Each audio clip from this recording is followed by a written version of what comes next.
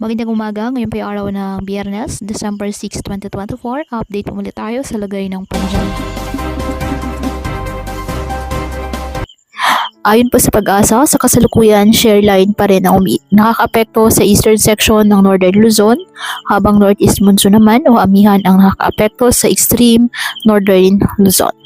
Wala naman pong bagyo o low pressure area na minomonitor sa loob po ng ating PAR na maaaring makaapekto sa ating bansa. Ngayong araw dahil sa amihan, asahan na maulap na halangitan na may mahihinang pag-ulan sa Batanes. Apektado naman ng share line ang Cordillera Administrative Region, Ilocos Norte, Ilocos Sur, and the rest of Cagayan Valley. Kaya asahan na maulap na halangitan na may kalat-kalat na pag-ulan at isolated thunderstorms. Ang Metro Manila at nalalabing bahagi ng ating bansa ay apektado po ng mga localized thunderstorms.